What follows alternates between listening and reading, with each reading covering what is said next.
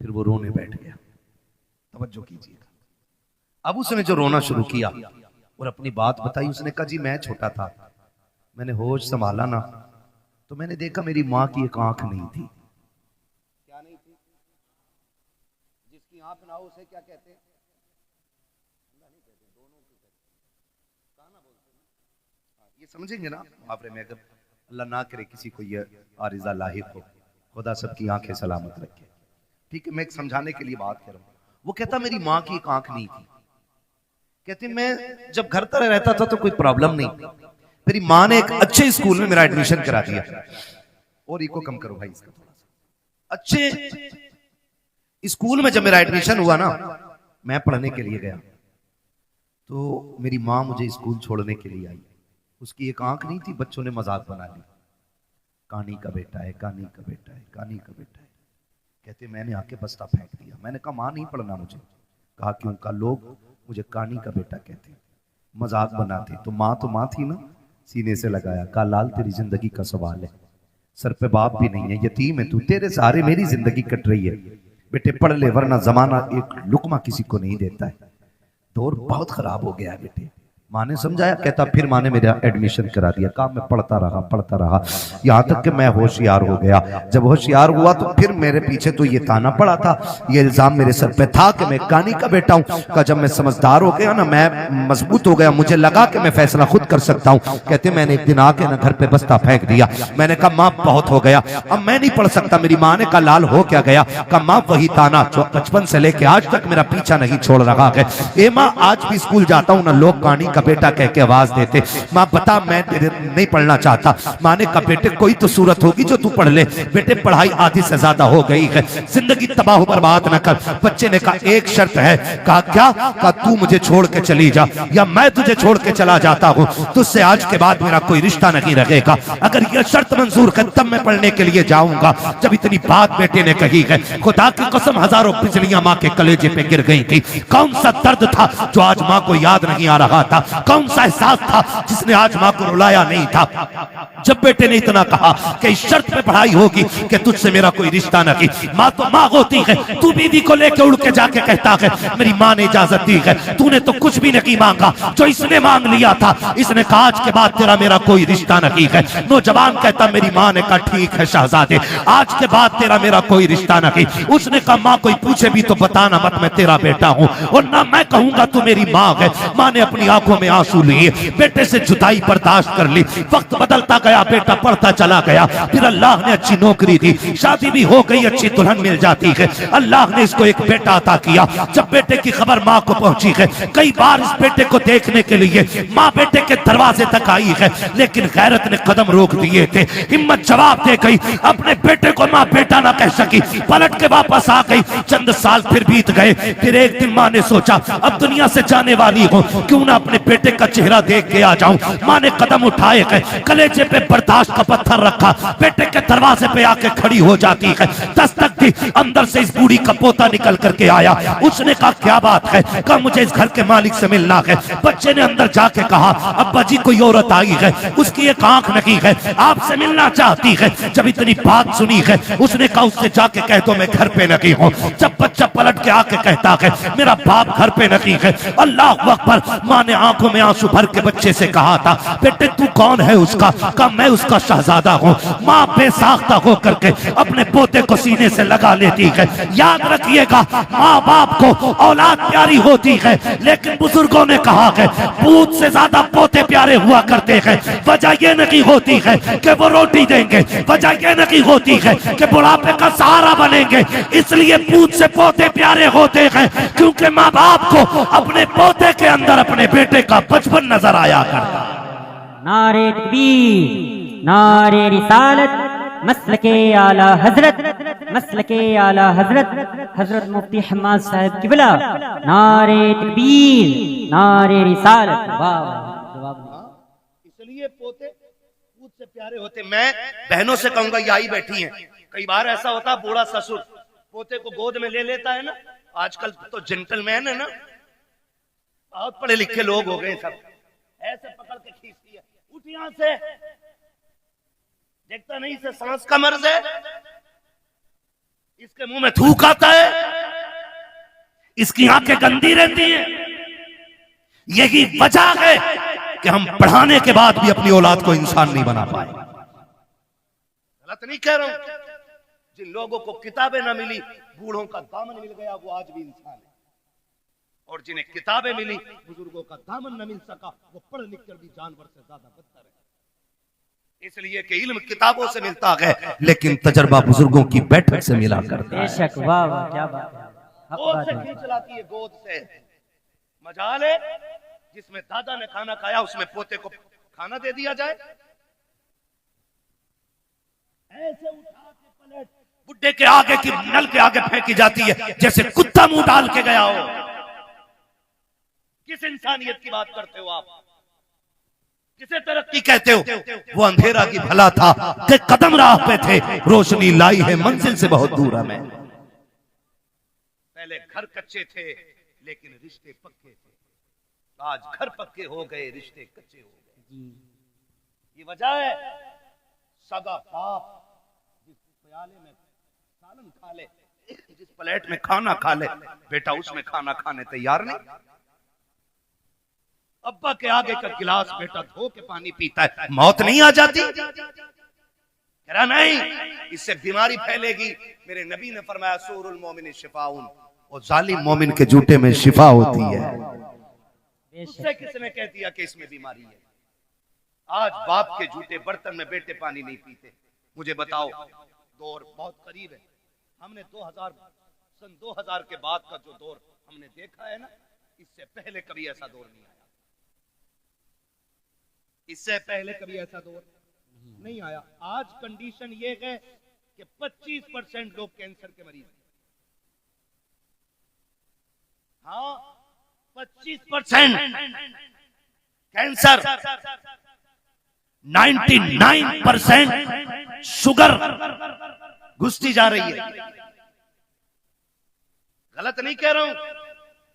जानते हो क्यों? क्योंकि हमने अपनों का झूठा खाना छोड़ दिया। आज तो 4 भाई एक दस्तरखान पे बैठे होते तो 4 अलग अलग प्लेटें लगती हैं।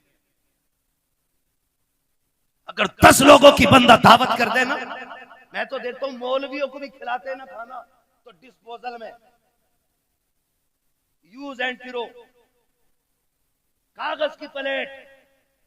तुझे क्या पता घर के बर्तन की बरकत क्या है? जो कौम अपनी दीन के रहबर को प्लास्टिक के गिलास में पानी पिलाए, वो खाक तरक्की करेगी? जाओ, गारंटी है मेरी। ले आओ बड़े से बड़े फलसफी से टेबलेट जाकर के, बड़े से बड़े अरस्तु से दवा लेके आ। खुदा की कसम, जब दवाएं काम छोड़ जाती हैं, तब छक मार के तुम्हें दुआओं के लिए जाना पड़ता है। क्या बात है। इसलिए कि जो काम दवाएं नहीं करती हैं, वो काम दुआएं किया करती हैं। लेकिन आज हुआ क्या? कंडीशन देखो, सगे भाई भी बैठे ना, प्लेटें अलग अलग, गिलास अलग अलग। एक गिलास रखो तो हमारी कौम उसको समझती है कि ये जिहालत है कि 4 लोगों के बीच एक गिलास। जानते हो, जब मोहम्मद बिन कासिम पहली मर्तबा इस मुल्क में आया, कोई एक्टर नहीं था, कोई डिजाइनर नहीं था, हुजूर के दीन का सिपाही था, हीरो था इस्लाम का। आकर के जब अपनी बेटी को आजाद कराया था ना, बहन को, और खाना खाने के लिए पहली बार मुसलमान इस मुल्क में बैठे थे ना, तो लोग मुड़ मुड़ के देख रहे थे, ये खा कैसे रहे हैं। जबकि उस वक्त दस्तूर ये था कि कोई किसी की तरफ मुंह करके नहीं खाया करता था, एक दूसरे से पीट करके खाना खाया करते थे। जब मोहम्मद बिन कासिम पहली मर्तबा इस मुल्क में आए थे, आने के बाद जब फतह की थी, बहन बेटी की आबरू बचाने के बाद जब खाने के लिए बैठे थे, और एक बर्तन में पूरी जमातें बैठी हुई थी, एक एक बर्तन में 6-6 लोग बैठे थे, लोग हैरत से देख रहे थे, ये कौन सी है कि एक बर्तन में एक साथ खा रखी है। तब मसीहत का नकीब कह रहा था, तुम वो हो जो निजाम अपने खुद बनाते हो, ये वो है जो खुदा का निजाम लेके आगे बढ़ रहे हैं। क्या बात है। जब से हमने खुदा का निजाम छोड़ा, हम बर्बाद हो गए। अपने बड़ों की इज्जत करना, उनकी गोद से बच्चे न छीनना हक है, उनका हक है। और तू होती कौन है बच्चे छीनने वाली? हक क्या है तेरा छीनने का? तू मां है, वो दादा है। तू बाद में आई है, दादा पहला है। अगर दादा ना होता तो तू भी इस घर में नहीं होती।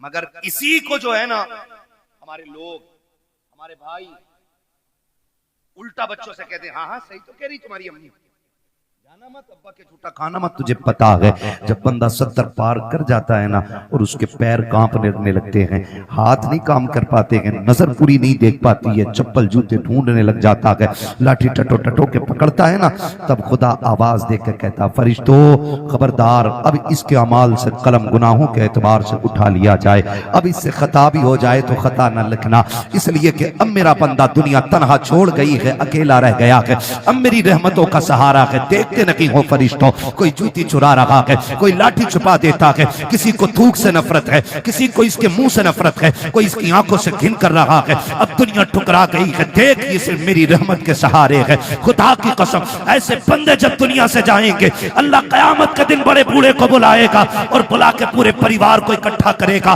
फिर उस बड़े बूढ़े से पूछेगा, बता इनको पहचानता कि ये कौन है? वो कहेगा, हाँ ये मेरी पोती लगती है, ये मेरा पोता लगता है, ये मेरा बेटा है, ये मेरा देवता है, ये मेरी बहू है, ये मेरा भतीजा है। उसके बाद रब फरमाएगा, बता इनका मामला तेरे साथ क्या था?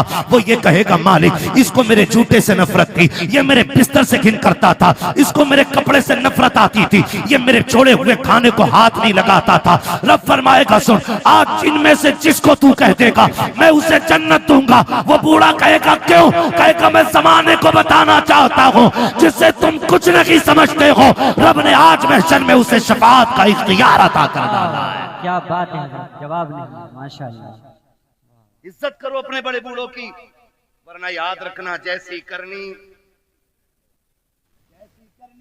जोर से, जैसी करनी वैसी करे। छोड़ो बुड्ढों को यार, बड़ा रहने दो, इन्हें क्या पता है। अब 5G का दौर है, बुढ़े के दौर में कोई भी जी नहीं था।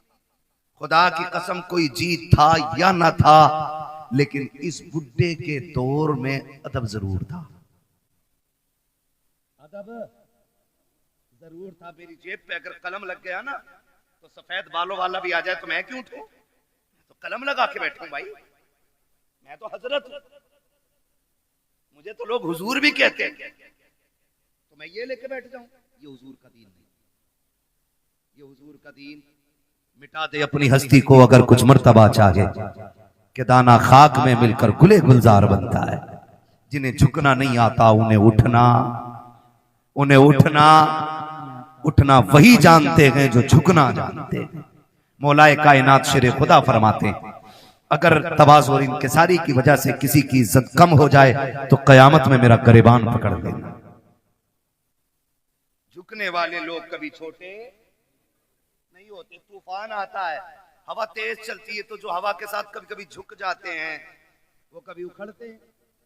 जो अकड़े रहते हैं वो, जो अकड़ जाते हैं वो जोर से वो उखड़ जाते हैं। हमारे हिस्से की क्रीम इतनी मद्दी तो नहीं हो सकती ना कि बोल ना पाए। मुझे उम्मीद है वही बैठा होगा जिसमें दम होगा। जो अकड़ जाते हैं वो उकड़ जाते हैं। तो मैं क्या बात अर्ज कर रहा था आपसे, उसने भाई ये टंटना मंटना ना करो यार, बोलने तो थोड़ी सी तवज्जो है ना सारे लोगों। बच्चे ने क्या कहा कि अब्बा घर पे नहीं है, उसने लिपटा लिया सीने से, बच्चा छुटा के भागा, मां चली गई। मां कुछ दिन की मेहमान थी, जब बीमार हुई, तबीयत खराब होने लगी ना, उसने कलम लिया, एक तहरीर लिखी, तय की, पड़ोसन को बुलाया, कहा मेरा इंतकाल हो जाए ना, वो जो सेठ साहब रहते हैं ना फलां गली में, उनका मकान है, मेरे इंतकाल के बाद ये मेरा कागज उन तक पहुंचा देना, लेकिन याद रखना इसे खोल के ना देखना, ये मेरी अमानत है, इसे खोल के ना देखना, ये मेरी अमानत है। इतना कह के उसने दिया। कुछ दिन गुजरे कि उसका इंतकाल हो गया, मां मर गई। कुछ दिन के बाद उस औरत को ख्याल आया, ये जो बूढ़ी गई है ना, इसने कागज भी तो दिया था जो फला अमीर के घर जाके देना था। उसने वो कागज लिया, लेकर के दरवाजे पे गई, अल्लाह अकबर, दस्तक दी, आवाज आई, बच्चा निकल के आया। फिर वही बच्चा कौन है, कहा कि जाओ तुम्हारे बाप से मिलना है, उनको भेजो। कहा, उसने पूछा कौन है, कहा औरत है। कहा आंखें कैसी, कहा आंखें तो सलामत है। उसने कहा फिर मेरी माँ तो नहीं होगी। ये सोच के दरवाजे पे आया, देखा एक अजनबी औरत को खड़े देखा। खातून कैसे आना हुआ, कोई जरूरत कुछ लेने आई हो? कहा नहीं। कहा फिर? कहा ये मेरे पास तेरी अमानत रखी हुई है। कहा मेरी अमानत? कहा हाँ। उसने जैसी वो कागज लिया और उसके लिफाफे को देखा ना, उसने उसमें माँ का नाम पढ़ा हुआ था। बस लेके अंदर आया, उसको लेके खोल के बैठ गया।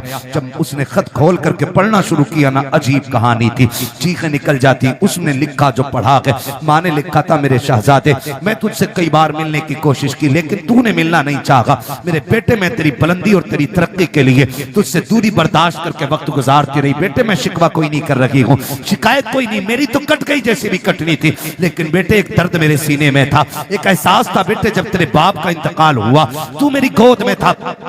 दुनिया ने मुझसे कहा था निकाह कर ले, जवान है, मगर मैं तेरी जिंदगी के लिए मैंने अपनी हसरतों को कुर्बान कर दिया, अपनी जवानी मैंने तेरे लिए लुटा दी। मैंने तेरे होते हुए किसी से निकाह को गवारा नहीं किया। मैं ये सोचती रही शायद कोई और आएगा मेरे बेटे को इज्जत नहीं दे पाएगा।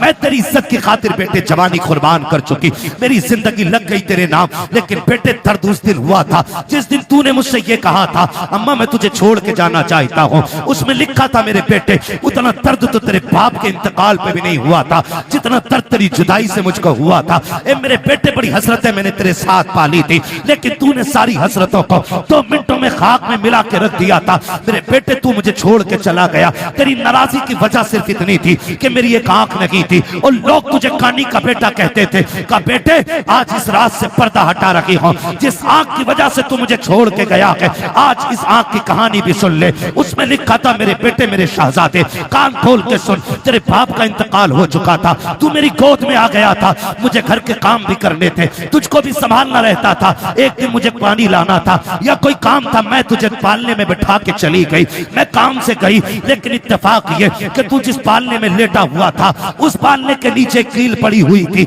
अचानक तूने उछाल मारी और पालने से नीचे आ गया। बेटे मैं तो काम में थी, न जाने वो कौन सी मनहूस घड़ी थी जो तेरी आंख में कील लगी।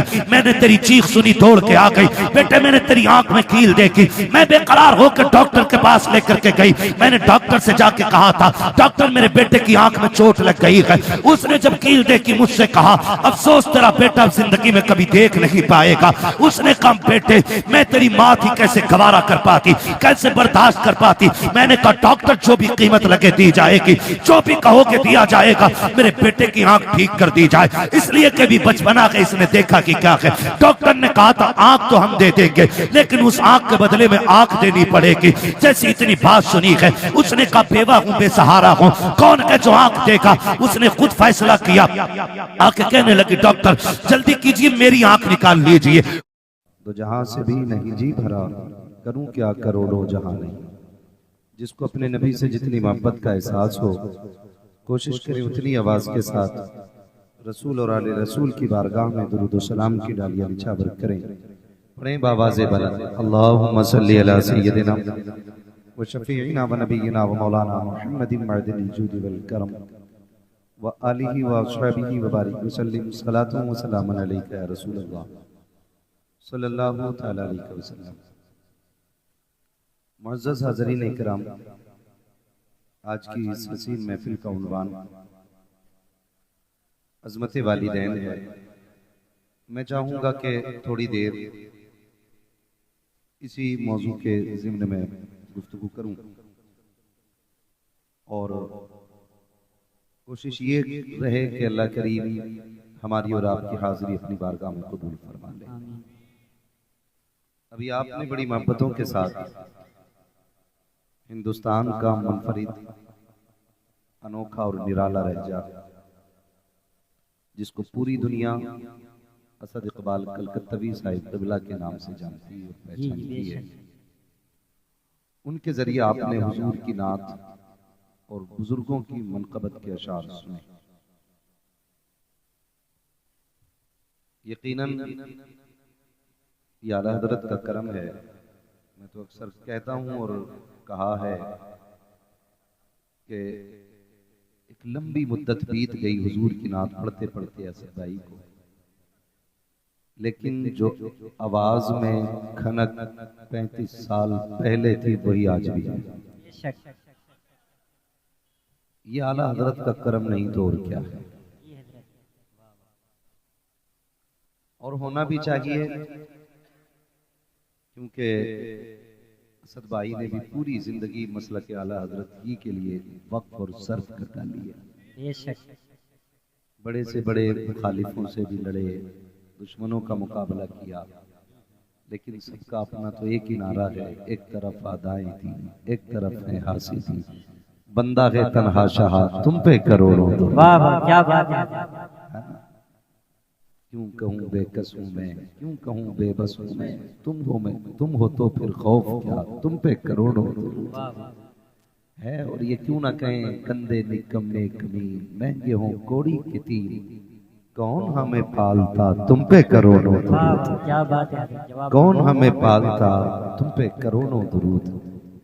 तो दुआ है अल्लाह ताला असद इकबाल साहब क़िबला की उम्र में बेपनाह बरकतें अता फरमाए और हम सब से आखिरी सांस तक मसलक के आला हजरत की इशाअत और इसकी खिदमत ले मेरा मालिक। अजीज़ान मिल्लत इस्लामिया, नकीब अहले सुन्नत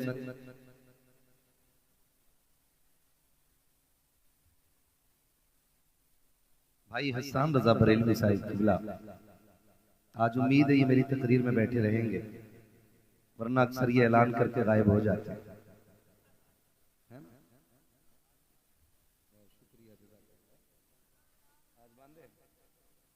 जुनेद साहब बांधे रखे हैं, ठीक है ना। आज मेरे साथ भी इंसाफ करें, इंशाल्लाह बैठेंगे। मैं बहुत ज्यादा लंबी गुफ्तगू नहीं, बस जितनी देर ये हुजूर के आशिक सुनेंगे उतनी देर बात होनी है। सुन लेंगे एक घंटे तक इंशाल्लाह। इंशाल्लाह। हाँ 2 घंटे है, कोई 3 वाला ए ले। वाह वाह क्या बात है। 3 घंटे जमात में कितने घंटे बाकी है जरा ये पता है? जमात के बाद फिर होनी है। तुमका 7 सूरज निकलने के बाद पढ़ते हैं।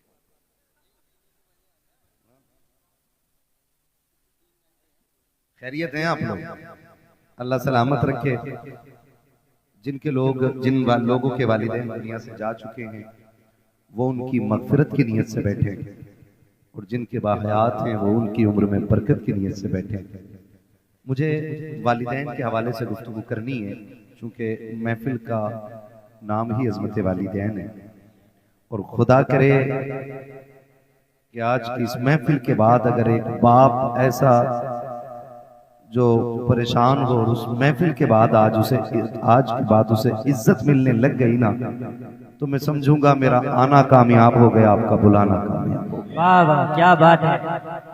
ठीक है जी, ये महफिलें अल्लाह नसीब से अता करता है।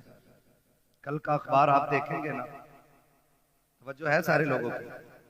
बेटे ये बीच बीच में आके ना बैठो, पहले चले जाते हैं फिर बीच में आके बैठते हैं, बड़ी उलझन सी होने लगती है। अब बहुत गौर से मेरी बात सुनने थोड़ी सी। ये फूल थोड़ा सा बीच में आ गया रसद भाई ना, तो जो बीच में आएगा उसे तोड़ दो।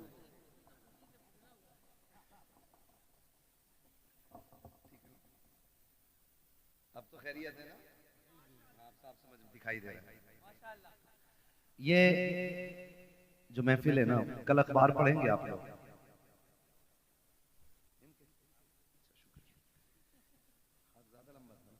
कल अखबार पढ़ेंगे तो उसमें कई सारे जनाजे दिखेंगे आपको, कई सारी ऐसी खबरें दिखेंगी कि कोहरा बहुत ज्यादा था, गाड़ी कंट्रोल नहीं कर पाए, गाड़ी पीछे से जाके गाड़ी में लग गई, 3 खत्म हो गए, 5 घायल। इस तरह की खबरें कल भी होंगी और कल के बाद भी होंगी। शुक्र अदा करें रब का, रब करे अगर ये हमारी आखिरी रात हो और हमें मौत आ जाए, तो जब अमल खोला जाए तो लिखा जाएगा आखिरी रात कहां गुजरी थी, तो फरिश्ते झूम के कहेंगे हुजूर की महफिल में आखिरी रात गुजरी। वाह वाह क्या बात है, वाह वाह, जवाब नहीं, माशाल्लाह, क्या बात है, महफिल में आखिरी रात गुजरी। वाह वाह क्या बात है, क्या बात है हजरत, माशाल्लाह, क्या बात है। अल्लाह सलामत रखे। तो रब का शुक्र है उसने ये रात अता की। कई सारे भाइयों के ये सवालात रहते हैं और आज तो कसम खुदा की सोशल मीडिया ने इतनी नाजायज औलाद पैदा कर दी है अपनी कि जो कीड़े मकोड़ों की तरफ फसाद फैला रहे हैं। क्योंकि जो करामात, रिवायात और जो बुजुर्गों के हवालों से अजमतों की तहरीरें पढ़ते और सुनते हम बचपन से चले आ रहे हैं ना, आज कुछ कीड़े मकोड़े उन्हीं का इनकार करने पे लगे। तो ये भी एक फितना फसाद का बाजार बड़ा गर्म है। मुझे उस तरफ जाके बात नहीं करनी है, बस मैं इतना कहूंगा, आप सीधे और सादे लोग हो, इन फितना फसादों से निकल के इतना याद रखना, महफिल मुस्तफा कल भी अजमतों वाली थी, आज भी अजमतों वाली है और सुबह कयामत तक मुस्तफा की महफिल की कोई मिसाल नहीं बन सकती। सुभान अल्लाह, वाह वाह क्या बात है। कई बार ये लोग कह देते हैं बीच में आकर के, भाई ये जलसा क्यों कर रहे हो, क्यों, क्या जरूरत है इस जलसे की। तो हम पहले एक जवाब दे दें, हम ये जलसे क्यों करते हैं। जो जिसका होता है उसी की बातें करता है, जो जिसका होता है उसी की बात करता है। हम आला हजरत वाले हैं ना, तो मौजू कोई भी हो तकरीर का बात आला हजरत की आई जाती है। इश्क मोहब्बत, इश्क मोहब्बत, इश्क मोहब्बत, इश्क मोहब्बत, नारे तकबीर, नारे रिसालत। जो जिसका आशिक होता है बात उसी की करता है। वाह वाह क्या बात है। हम जानते हैं हम गुनाहगार हैं, खतावार हैं, हम जानते हैं ये सूरत हुजूर को दिखाने के लायक नहीं, लेकिन इतना हक तो हम भी रखते हैं ना, जब याद हुजूर की आती है उनके नाम की महफिल सजा लिया करते हैं। क्या बात है, माशाल्लाह, ये हक तो हमारा भी है, ये हक तो हमारा भी है। हम गुनाहगार सही, मुजरिम व बदकार सही, चाहे कैसे भी सही हैं तो करीमा तेरे। क्या बात है भाई आला हज़रत ने शेर कहा था, मैं गुनाहगार सही, मुजरिम व बदकार सही, चाहे कैसा भी सही हूं तो करीमा तेरा। ठीक है ना। तो हैं तो हम उन्हीं के मुजरिम व बदकार, गुनाहगार, हम ये महफिल सजाते हैं ताकि हमारे दिलों को ठंडक मिल जाए। एक फायदा। दूसरा मकसद इसका क्या होता है,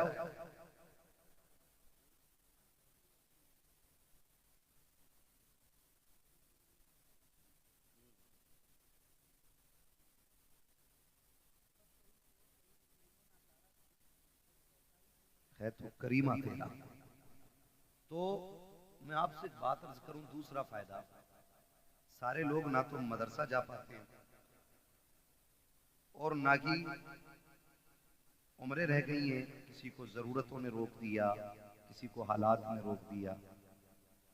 तो कम से कम ऐसा होता है कि जब ये महफिलें सजती हैं ना, तो जो साल भर की कमियां होती हैं इन महफिलों में बैठ करके उन्हें दूर कर लिया जाता है और अमल के मैदान की तैयारी हो जाएगी। जी वाह क्या बात है, माशाल्लाह। तीसरा फायदा इस महफिल का ये होता है कि हम दुनिया में आए क्यों हैं, रब ने हमें भेजा क्यों है, हमें ये मकसद फिर से याद आ जाए। ठीक है जी, इतने सारे फायदे। अब उसके बाद मेरा एक सवाल, इल्जामी जवाब है ये लोगों के लिए। ऐसे लोग भी होंगे, कमेटी वाले बैठे हैं यहाँ पे, हैं कमेटी वाले, किधर हैं? इतनी ठंड लगी है कि हाथ नहीं निकाल पा रहे हैं कमेटी वाले? ठीक है ना। आज जलसे वाले हो, काश कल हुजूर ये कह दें कि मेरे गुलाम आ जाए। वाह वाह क्या बात है, माशाल्लाह। बस ये उम्मीद रहती है, जी जी, ये उम्मीद रहती है, वरना लाओ दूध का धुला हुआ मेरे पास, जो अपना जन्नती होना वाजिब दिखा सके। क्या बात है। आला हजरत जैसा अल्लामा कह रहा है, मुजरिम को न शर्माओ, अहबाब कफन ढक दो, मुंह देख के क्या होगा, पर्दे में भलाई है। वाह वाह क्या बात है। पता नहीं कुछ लोगों को कौन सा पारसाई का कीड़ा चढ़ गया है ना। अब उनकी बारगाह में खैरियत थोड़ी है किसी की। तो कई बार ऐसा होता है कि ये कमेटी वाले लोग चंदा करते होंगे, चंदा होता होगा ना, बोलो होता है क्या नहीं? जब ये चंदा लेने जाते हैं ना, माफ कीजिएगा अगर किसी को कड़वी लगे, बात सच्ची है, तो जो ना देने वाला होता है ना, तो कहता पिछले जलसे का हिसाब दो। पहला सवाल होता है, पिछला जलसा जो हुआ था जुनैद साहब, उसमें कितना पैसा बचा था? जुनैद साहब ने कहा कि 12,000 जेब से गए थे। तो कहता मान ही नहीं सकता, 58,000 का घपला है। ये कौन कह रहा है? ये वो जिसे 10 रुपए नहीं देंगे, जिसे 10 रुपए नहीं देने होते, वो कहता कि घपला है 58,000 का। खुद तो देता ही नहीं, दूसरों से भी कहता अरे सुनो ये तमाशे हैं इनके खाने पे, ढकोसले बना रखे। जब पैसा खत्म तब जलसा, जब पैसा खत्म तब चंदा, जब पैसा खत्म तब जलसे के नाम पे भीख मांगने निकल जाते हैं। मेरा चैलेंज है, जितने जलसा करा रहे हैं इनमें से एक भी खाना खराब नहीं होगा, सारे खाते पीते लोग। है कोई ऐसा जो पेशे से भिखारी हो? बोले है कोई ऐसा जो पेशे से भिखारी हो तुम में? नहीं ना। चलो ये तो अपने मुंह से मना कर रहे हैं, मैं चैलेंज करता हूं, ये जितने जलसा कराने वाले हैं इन्हें सबको खड़ा करो और सब इनके चेहरे की तरफ देखो, फिर पता लगाओ, जाओ जाके बस्ती में पता करो इनमें से कोई ऐसा है। मौलाना जुनैद साहब कभी बीवी की दवा के लिए किसी के दरवाजे पे 10 रुपए लेने गए हो? ये कमेटी वाले अपने बच्चों के शौक के लिए किसी से 50 रुपए का सवाल करने गए हो? इन कमेटी वालों ने किसी से अपने घर के खर्चे के लिए 100, 500, 1000 रुपए मांगे हो? खुदा की कसम हम जानते हैं हमारी कौम तो इतनी गैरत वाली है। जब कोरोना आया था कितने लोग वाकई से घर में मर गए थे, लेकिन दरवाजे से निकल के हाथ नहीं फैलाया था। कितने लोगों ने भूख की वजह से मौत को गले लगा लिया था, लेकिन अपनी हकीकत, अपनी हैसियत किसी के सामने नहीं ला के रखी थी। अगर आज ये जलसे वाले किसी के दरवाजे पे जाके हाथ फैलाते हैं तो मकसद अपने बच्चों की जरूरत नहीं, अपने खर्च का ही पैसा नहीं, बीवी का इलाज नहीं, सिर्फ इसलिए मेहनत करते हैं ताकि ये पैसा हो जाए और ये महफिल सच जाए और ये दीवाने आ जाए, बातें मदीने वाले की होने लग जाए। वरना खुदा की कसम तुम क्या दे सकते हो? हैसियत क्या है? हम तो उससे मांगते हैं, कौन देता है देने को मुंह चाहिए, देने वाला है सच्चा हमारा। नारे तकबीर, नारे रिसालत, मसलके आला हजरत, मसलके आला हजरत मुफ्ती हम्माद साहब किबला, मुफ्ती हम्माद साहब किबला। नारे तकबीर, नारे रिसालत। वाह क्या बात है हजरत, जवाब नहीं। एक जलसे की उम्र कितनी होती है? कितनी है जलसे की उम्र? हम कहेंगे जब से पंडाल लगा तब जब खत्म हो गया जलसा खत्म। नहीं, जलसा तब से शुरू होता है जब से तारीख मुकर्रर की जाती है। क्या बात है, मजाक समझ रखा है? तेरे घर में तेरे बेटे की खतने होती हैं तो पूरा मोहल्ला सर पे उठा लेता है, उससे 4 मेहमान नहीं संभाले जाते। सलाम करो कमेटी वालों की हिम्मत को जिन्होंने हजारों लोगों का इंतजाम किया। क्या बात है, बेशक। वो तो करते ही नहीं काम और दूसरों को करने नहीं देते।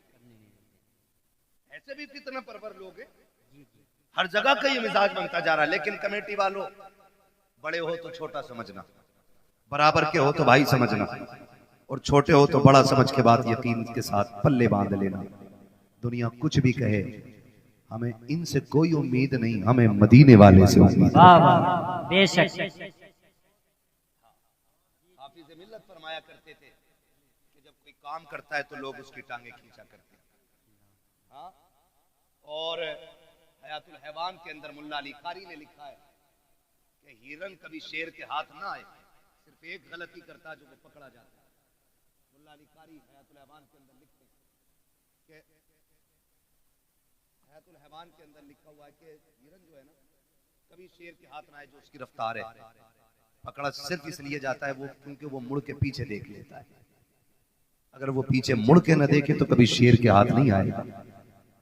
इसलिए काम करने वालों, कुत्ते भौंकते रहते हैं, हमें अपना काम करते रहना चाहिए। जी जी जी बेशक। मुड़ के पीछे, मुड़ के पीछे, मुड़ के पीछे, मुड़ के देखोगे रफ्तार धीमी हो जाएगी, और कुत्तों के डंडे मारोगे तो काम बंद हो जाएगा, क्योंकि फिर कुत्तों से लड़ते रह जाओगे।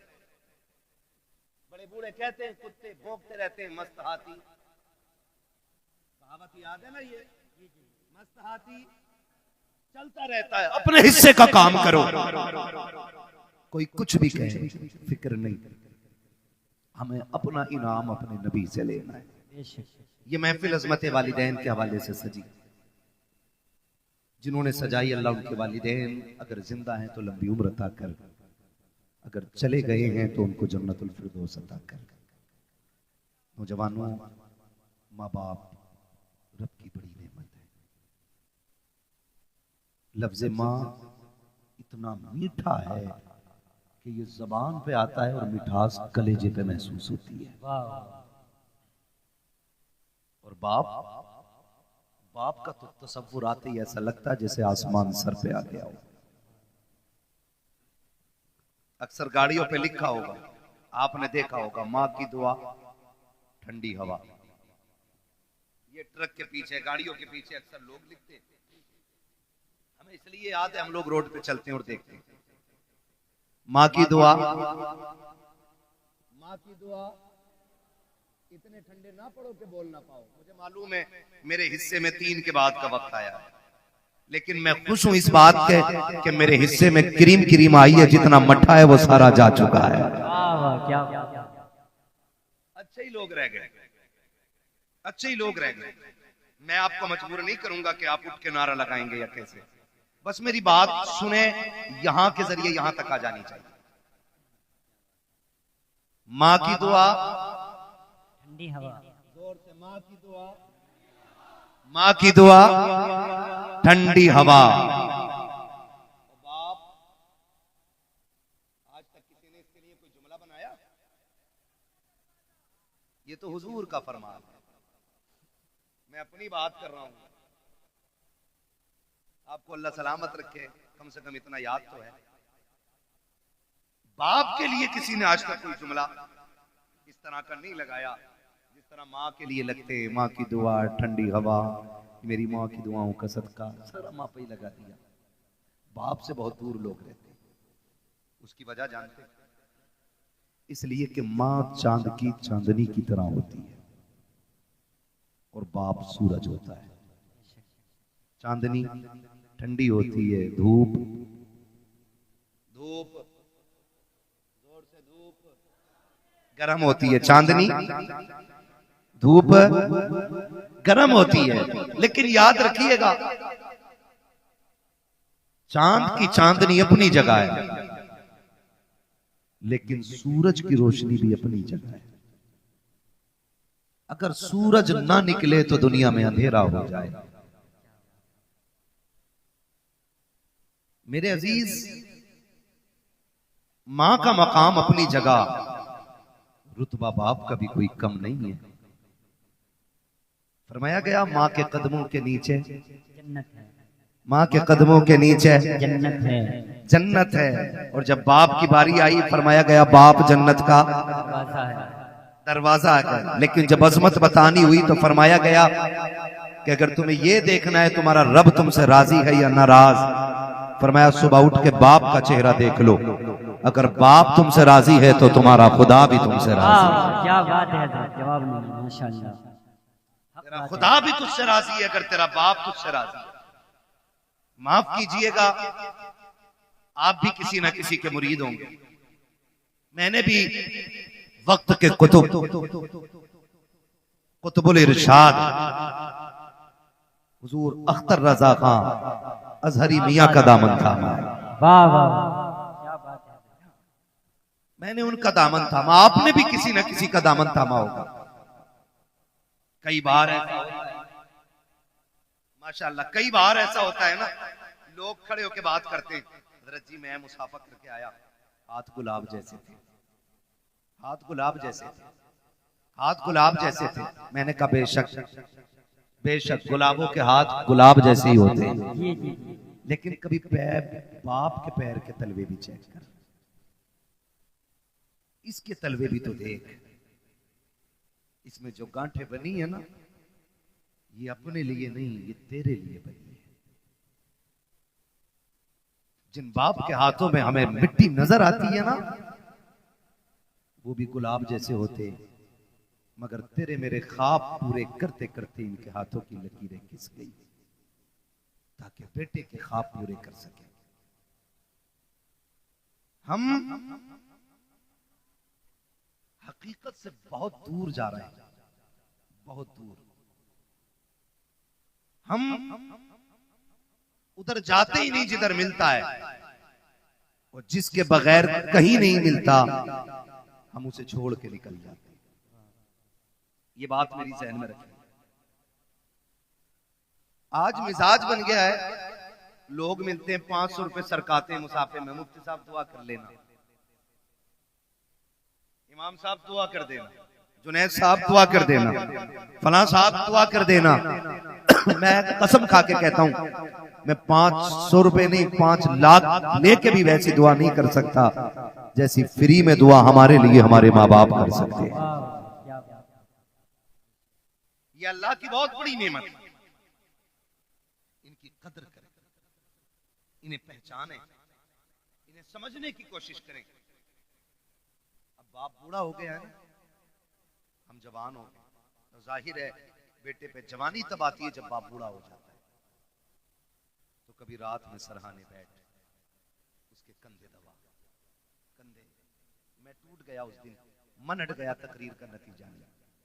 एक नौजवान ने फोन करके कहा मेरे बाप को समझाइए। मैंने कहा क्या हुआ? कहा कि वो आज भी रक्षा चलाता है, उसकी वजह से हमारे रिश्ते अच्छे नहीं आ रहे। तो मैंने कहा तू मुझे कैसे जानता है? उसने कहा मैं आपकी तकरीरें सुनता हूँ।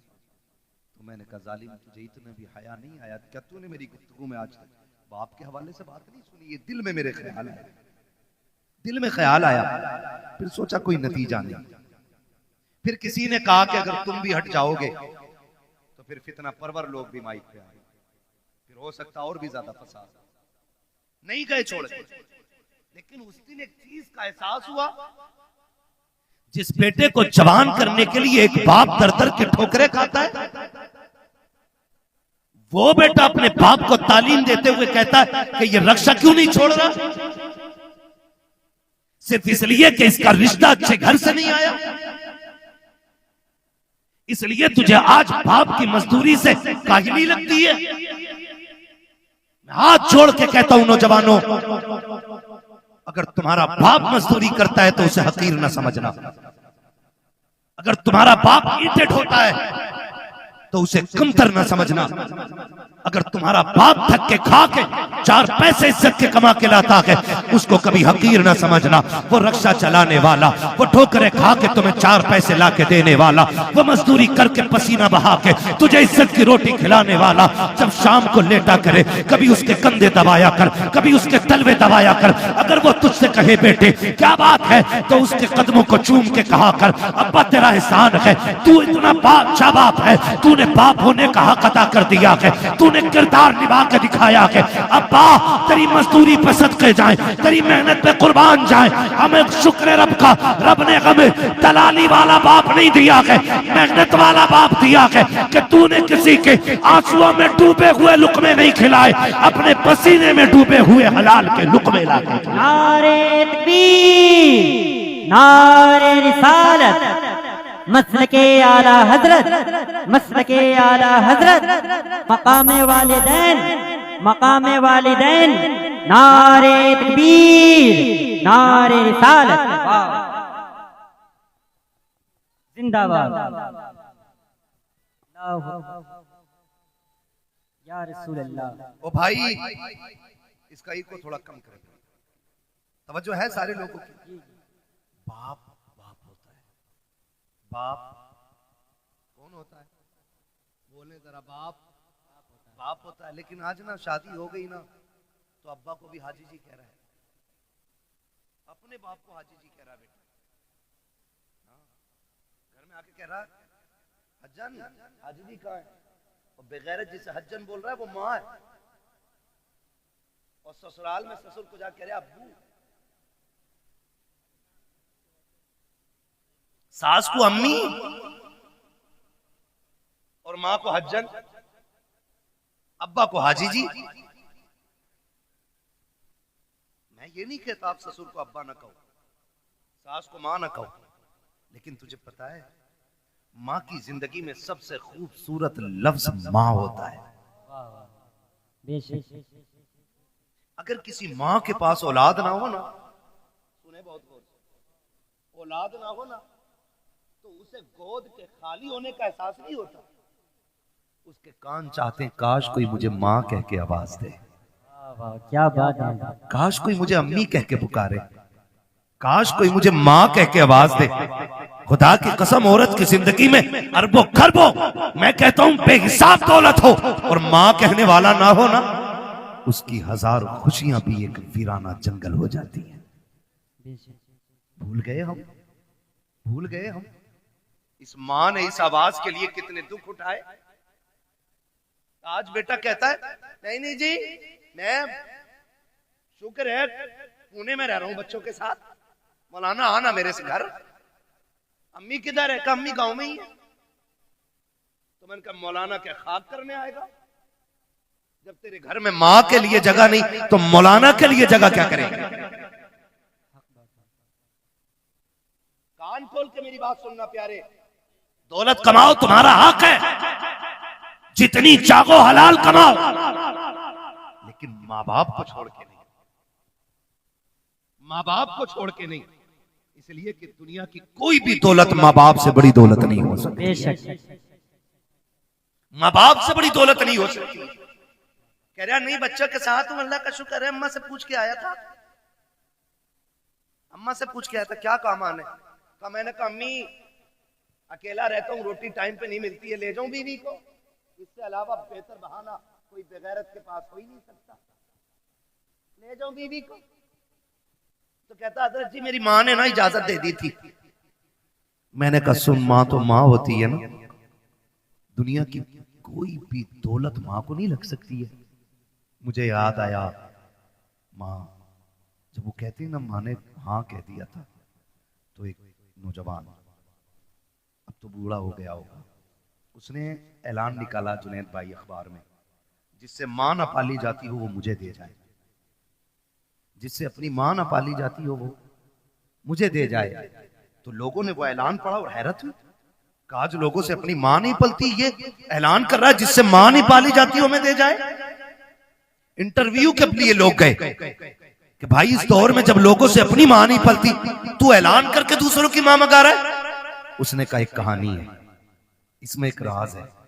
कहा बताना। उसने कहा जवानी है, पूरी जिंदगी को क्यों बर्बाद करना चाहती है, तेरी जिंदगी में अभी भाग बनाना बाकी है, खुशियों की बहारें है, अभी जागेगी निकाह करेगी, तू आंख क्यों दे रखी है। उसने कहा मेरा तो जो होना था हो चुका, मैं जिसके लिए सजती सवरती थी वो सजन तो कब्रिस्तान जा चुका है, अब किसी के लिए सजना सवरना नहीं है, मेरी खुशियां मेरे बेटे में है, मेरे अरमान मेरे बेटे के साथ है। उसने कहा जल्दी कर मेरी आंख निकाल ले, मेरी आंख मैंने बदले में दी है बेटे, तब जाके तुझे उसके बदले में डॉक्टर ने आंख दी थी। उसने कहा बेटे तू ये पूछता रहा कि मेरी आंख कैसे गई है, सुन ये मैंने आंख लुटाई है, तब जाके तूने इसके बदले में रोशनी पाई है, इस आंख की वजह से तू मुझे छोड़ के जा चुका है। बेटे मैं शिकवा नहीं करती, शिकायत नहीं करती, का जब कभी याद आ जाए तो हाथ उठा लिया करना, तेरे मुंह से दुआएं निकलेंगी, कब्र में तेरी माँ को ठंडक और सुकून महसूस हो जाया करेगा। नारे तकबीर, नारे रिसालत,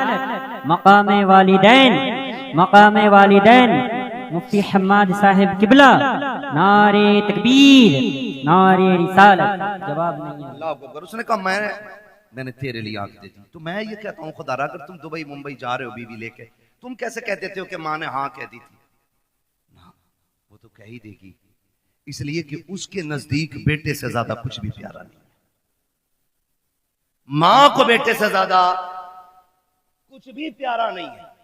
और मैं तो खुल के कहता हूं, हम लोग भी शादीशुदा हैं, शुक्र है अल्लाह का, ये भी उलमा भी शादीशुदा हैं, जो हैं वो जानते हैं कभी माँ बहू से नफरत नहीं करती। माँ कभी बहू से नफरत, आप कहेंगे जब नहीं करती तो लड़ती किससे? तो एक सीधी सी बात है, वो उन ऐबों से लड़ती है जो उसके अंदर नहीं है। आप कहेंगे वो कौन से ऐब है? मैंने कहा सुन बेटा, जब भी आया लड़के आया या थक के आया, माँ ने भूखा नहीं सोने दिया। और जब ये मजदूरी करके आता है और अपनी औरत गाली दे के उसको भूखा सुला देती है ना, तो फिर माँ गवारा नहीं करती। जब बेटा थक के आता और औरत मुंह बिगाड़ के देख के कहती है आ गई ये तुनार लेके, मेरा शादी का सूट किधर है? फिर वो जो थक के लोगों की गालियां खा के आया है टूट जाता है। शोहर तब बूढ़ा नहीं होता जब 60 ईंटें कमर पे रख के ऊपर चढ़ता है, वो तब बूढ़ा हो जाता जब 400 रुपए लेके घर में जाता है और अपनी बीवी चेहरा बिगाड़ के बात करती है, वो तब बूढ़ा हो जाता। मैं बहनों से गुजारिश करूंगा, तुम्हें खुदा का वास्ता, तुम्हारा शोहर तुम्हारी दुनिया भी है और तुम्हारी आखिरत भी है। कभी अपने शोहर के साथ सख्त लहजे में बात न करना। जाओ बरेली शरीफ दारुल इफ्ता चला जाओ, चले जाओ, पूरी दुनिया का मरकजी दारुल इफ्ता हमारा बरेली शरीफ, जाके देखो सबसे ज्यादा सवालात आज तलाक के मसले पर होते हैं। हमने 2 साल बैठ करके वहां पे कलम चलाया, सबसे ज्यादा सवालात तलाक के आते हैं। सबसे ज्यादा क्यों ये तलाक है? और छूटते ही बहू क्या कहती है, अम्मा ने कुछ करा दिया बेटे को। ये जुमला होता है, अम्मा ने कुछ करा दिया बेटे को।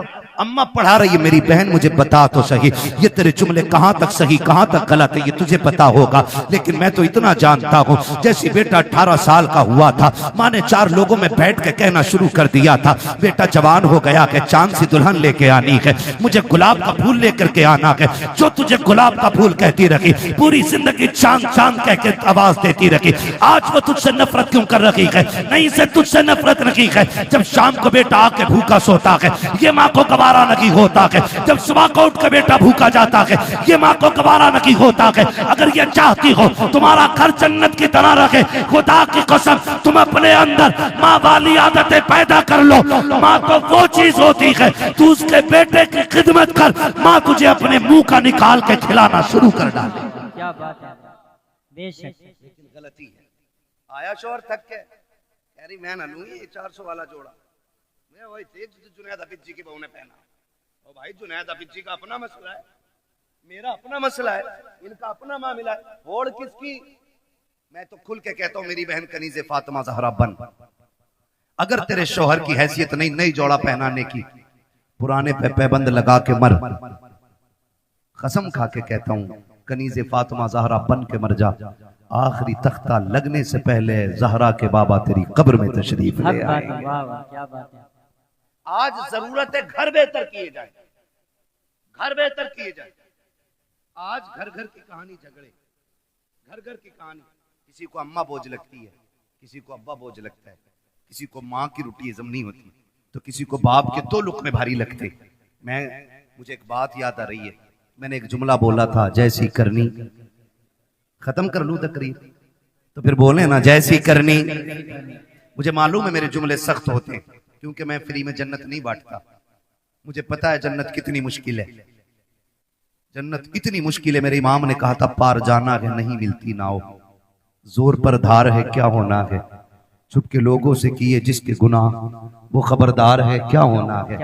मुझे पता है जन्नत कितनी मुश्किल है, इसलिए खुदारा जज्बात से निकल के अब हमें अमल के मैदान में आना पड़ेगा, अमल के मैदान में आना पड़ेगा। अल्लामा रूमी ने मसनवी शरीफ में एक बात तहरीर फरमाई है, बड़ी अजीब बात है, तवज्जो है, कहते हैं जरा या रसूल अल्लाह, या रसूल अल्लाह। हाँ, बस 10 मिनट में इंशाल्लाह बात पूरी करने लगा हूँ। 1 घंटा होने वाला है, 4 मिनट बाद 1 घंटा पूरा है। अल्लाह आपको सलामत रखे। मैं कोशिश कर रहा हूँ कि 4 मिनट से ऊपर थोड़ा सा चला जाए, 5 मिनट ज्यादा हो जाएंगे, लेकिन मैं बात बताना चाहता हूँ, खुदा करे ये बात दिल में उतर जाए।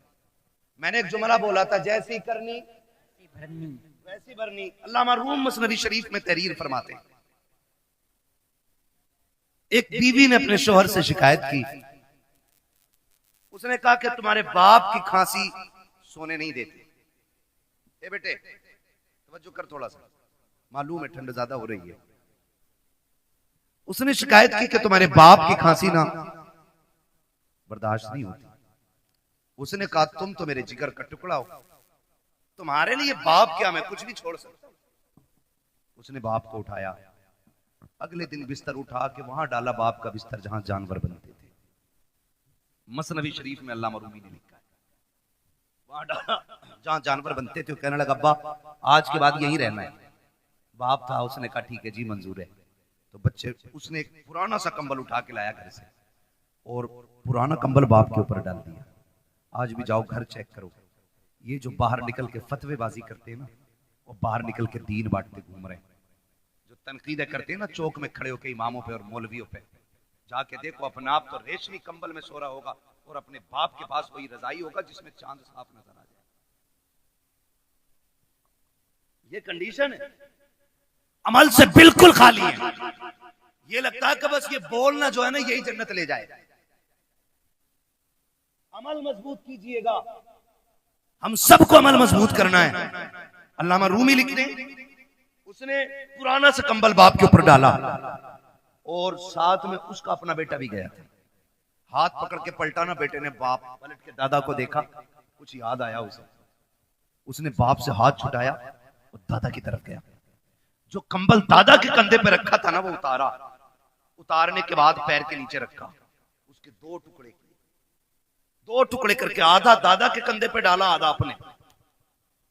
अब्बा चूंकि नौकरी वाला था, पैसे वाला था, अब्बा ने कहा ये क्या बदतमीजी है, तेरे लिए मखमली लिबास है, अच्छे बिस्तर है, तू ये क्यों लिए जा रहा है। उसने कहा देखा ना भैया, मैंने कहा क्या, कहा दादा बूढ़े हो गए तो आपने पुराना कंबल इनको दिया है, मैं हिसाब लगा रहा हूं कल आप बूढ़े होंगे, जैसे आपने दादा को यहां लाके डाला मैं कल आपको यहां लेके आऊंगा। तो उसने कहा शायद कल पुराना कंबल ना हो। उसने कहा आधा फाड़ के लेके जा रहा हूं, आधा दादा का है और आधा आपका है। इतना सुना ना उसकी चीख निकल गई।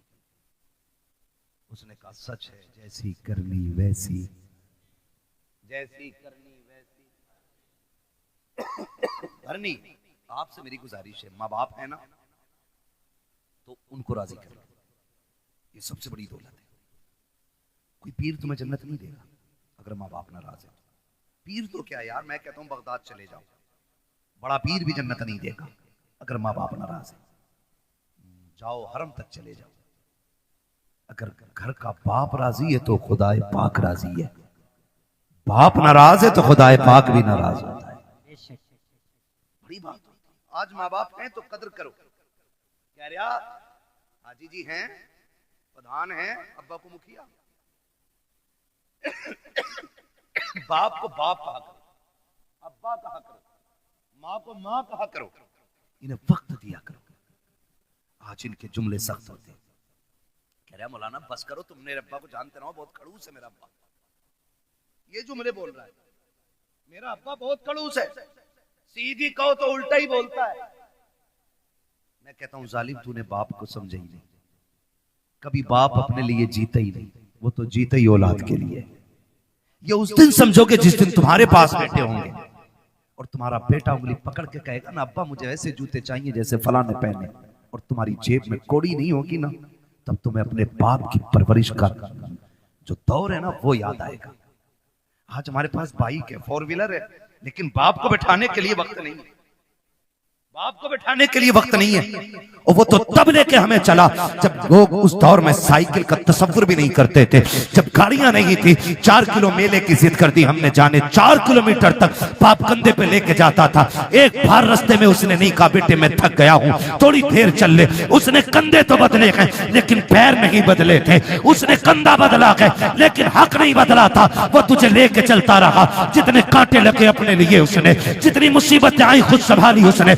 आज उस बाप को 10 रुपए की दवा की जरूरत होती है, बेटा पर्चा पकड़ के कहता है किस डॉक्टर ने लिखी है दवा, इतनी महंगी दवा कौन देता है। खुदा की कसम खा के कहता हूँ लोग बातें करते हैं, अब खून जाम हो जाता है, बूढ़ा हो गया है बाप, हार्ट अटैक से मर गया। और मैं तो खुल के कहता हूँ बाप का खून कल भी गर्म था, आज भी गर्म है, आखिरी सांस तक गर्म रहता है। इसको ठंडे ने नहीं मारा है, इसको खून के जमने ने, ब्लड प्रेशर ने नहीं मारा, इसको औलाद की तानों ने मार दिया है। जब कहेंगे कैसे तो सुन प्यारे, आज सर्दी का मौसम आ गया है, खांसी उखड़ के आएगी। जो खांसी बाप को पिछले साल हुई थी वो इस साल भी होगी। वो डरते डरते तकिए के नीचे से गिलाफ में से एक कागज का टुकड़ा निकालता है जो 1 साल से रखा हुआ है, और वो खांसी के सिरप का रेपर होता है।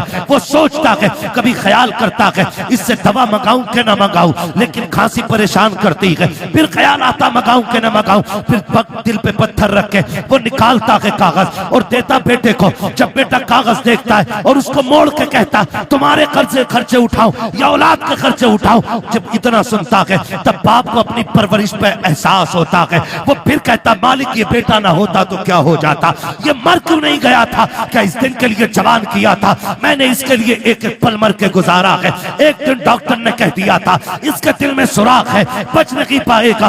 मैंने दुनिया का एक एक हॉस्पिटल चेक कर लिया, जगह जगह पे लोगों से दवाइयों की भीख मांगी, संपत्ति में आग लगा दी, जायदाद जला डाली ताकि बेटे को जिंदगी मिल सके। आखिर में जब डॉक्टरों ने ना कह दिया तो इसी बाप ने अपने दिल का नजराना दिया और कहा था डॉक्टर हो सके मेरा दिल ले ले लेकिन मेरे बेटे की जिंदगी बचा ले। खुदा का करना ऐसा हुआ, बाप के ये 2 जुमले बेटे की जिंदगी के काम आ गए, बेटा बच गया। आज जब बाप दवा की बात करता है बेटे उल्टी छेद करके दिखा देते हैं। खुदा के वास्ते तुम्हें समझाया क्यों न कि पीर ने, तुम्हें बताया क्यों न कि तुम्हारे खानदान वालों ने कि जन्नत पीर के कदमों में नहीं, जन्नत माँ के कदमों में है। तुम्हें बताया क्यों नहीं गया है कि अगरबत्ती मज़ारों पे लगाने से अल्लाह उतना राजी नहीं होता है जितना बाप के पैर दबाने से राजी होता है। जाओ आज भी गारंटी है, बरकत ना हो अपनी दौलत का हिस्सा बाप पे लुटाया करो, खुदा उसके सदके में तेरी 7 पुश्तों के रिस्क का इंतजाम फरमा दे। क्या बात है, वाह वाह। हाँ मौज आ रही है, मौज। पीर साहब आ गया, मुरीद नशेड़ी था, जुआरी था, 500 दे दिए, उन्होंने सर्टिफिकेट दे दिया ये जन्नती है। हाँ जब उनने कही जन्नती है तो सुबह को मुरीद उठ के कह रहा हजूर रात मैंने ना आपको जन्नत में देखा था। तो वो फूल के कह रहे हैं अच्छा अल्लाह का करम है, लगे तो मुझे भी ऐसे ही। मर के देख बेटे वो लठिया चलेगी कि सारा लगना बंद हो जाएगा। एक पीर साहब मर गए तो मुरीदों ने सुराख खोल दिया, कब्र में सुराख। क्यों खोला भाई? कहते इससे हजूर की कब्र से बरकतें निकलेंगी। हजूर ही कहते 3 दिन बाद इतनी बदबू फैली कि मोहल्ला पूरा खाली। अल्लाह के राज अल्लाह ही जानता है। जब उसने कह दिया बंद करो तो बंद करो, उसके राज वही जानता है। इसलिए मेरे भाई, माँ बाप औलाद के लिए दुआओं का सबसे बड़ा किबला होते हैं। जब दुआएं कबूल ना होती हो, कभी आंचल में बैठ, कभी जूतियों में बैठ। मैं कसम खा के कहता हूँ, ये जानते ही, उलमा जानते ही, सफर करने वाली कौम जानती है। वो अलग बात है कि मैं वो मजलूम आदमी हूँ कि मेरा नंबर ही ना लोग लास्ट में देते हैं। कभी 3 बजे तक ताजिया बना दिया जाता है मेरा, कभी 4 बजे तक बना दिया जाता है ना। फिर शुक्र अल्लाह का, फिर लोग भी सामने वाले अच्छे मिलते हैं। और मेरा मिजाज ये है कि 10,000 का मजमा ना हो, 4 हो मगर मुस्तफ़ा के वफादार होने चाहिए। बेशक। मैं जानता हूँ इतनी रात तक कोई लंगर के लिए तो नहीं बैठा होगा ना मेरे, इतनी रात तक कोई बिरयानी के लिए तो नहीं बैठा होगा। कोई तो बात है जो हुजूर ने आपको आखिर तक बैठा रखा है। कोई तो मसला है ना, कोई तो बात अच्छी लगी आपकी जो अभी तक आपको बैठा रखा है। तो हम लोग सफर करते हैं, हम लोग क्या बात है, हम लोग सफर करते हैं, थके हारे रहते हैं। मैं कसम खा के कहता हूँ, अल्लाह ने बड़े से बड़े अच्छे कमरे भी दिखा दिए, बड़ी से बड़ी गाड़ियां भी दिखा दी। और ये हमारा कमाल नहीं है, ये हुजूर के जिक्र का कमाल है। वरना हमारी औकात तो साइकिल भर की नहीं थी। ये तेरा करम है आका के बना लिया है अपना, कहां मुझसे ये कमीना, कहां सिलसिला तुम्हारा, है ना। बस लोग अगर कहें कि भाई क्या है, भाई क्या है, क्या है, कितना बड़ा है, कितना पैसा है, तो सुनो जी, सिर्फ एक ही तारुफ है, तेरे टुकड़ों पे पले गैर की ठोकर पे न डाल, झिड़कियां खाएं कहां छोड़ के सदका तेरा। तो अल्लाह के करम से बड़ी बड़ी गाड़ियां भी देखी, बड़े बड़े होटलों में रुके, बड़े बड़े अच्छे बिस्तर मिले। मगर अल्लाह की इज्जत की कसम खा के कहता हूँ, जो दिल माँ के कदमों में बैठ के लगता है ना, वो किसी भी 5 स्टार होटल के VIP गद्दे पे नहीं लगता है। इसलिए कि आप ना जब दुनिया से पलट के आओ, देखो नारे लगते हैं, कोई कहता अल्लामा आया है, कोई कहता फहामा आया है ना। एक नारा लगता है देखो देखो कौन आया, तो लोग कहते शेर आया कतई आदमी से जानवर बना दिया। ये चीजें अच्छी नहीं आती। हम शेर वेर नहीं, हमें तो सिर्फ हुजूर का गुलाम कहो, इससे अच्छा कोई नारा हमारे लिए नहीं है ना। सिर्फ उनके नौकर कहलाएं, इससे बड़ी कोई हमारे लिए इज्जत की बात ही नहीं हो सकती। इससे बड़ी कोई इज्जत की बात नहीं है। वो तो बड़े बड़े नारे लगते हैं, बड़े बड़े नाम लेते हैं लोग, लेकिन जब माँ के कदमों में जाके बैठो ना, वही बचपन पलट के आता है। और फिर दुनिया के झवेलों से निकल के जब माँ के कदमों में बैठो, जाओ सर में दर्द हो, कितना भी दर्द हो यार, दवाओं से न रुकता हो, कसम खा के कहता हूँ, माँ के पैरों में बैठ, उसे चारपाई पे बैठा, गोद में सर रख के माँ थोड़ी देर सर में तेल डाल दे, वो तेल के बहाने से हाथ डालती है, खुदा हाथ के बहाने से रहमतें उतार देता है। सुभान अल्लाह, सुभान। लेकिन अब किधर गई ये बरकतें, किधर गई ये बरकतें। 6 घंटे बीवी से सर में मालिश करा देगा, 2 मिनट माँ के कदमों में नहीं बैठेगा। बैठा करो, कसम खा के कहता हूँ, मैं खुल के बात कर रहा हूँ, अल्लाह करे ये बात आपकी समझ में आ जाए। ये वो अनमोल तोहफे मेरे भाई, अगर चले गए तो दोबारा चले गए तो दोबारा नहीं आएंगे। ये बड़े तोहफे हैं, इनकी कदर कर लो, है ना। कभी माँ के साथ बैठा करो, खाना खाने बैठा करो, लोग चारों तरफ से लग जाते हैं, हजरत ये लो, ये बोटी लो, ये बोटी लो, हटाओ यार। कभी माँ के हाथ से न छुकी चटनी, पानी लगी रोटी से खा, अल्लाह उस चटनी की रोटी में मुर्ग मुसल्लम से ज्यादा जायके अता फरमा देता है। ये करो, और इसके लिए नसीब चाहिए, इसके लिए नसीब चाहिए, इसके लिए, इसलिए कि दौलत मेहनत से मिलती है, माँ बाप नसीबों से मिला करते, माँ बाप नसीबों से मिला करते। इनकी कदर करें, इनकी इज्जत करें। जब दुआएं कबूल ना होती हो, इनके तलबों में जाके बैठे, फिर इनसे हाथ उठवाएं, हाथ इनके उठ जाएंगे, करम मदीने वाले का हो जाएगा।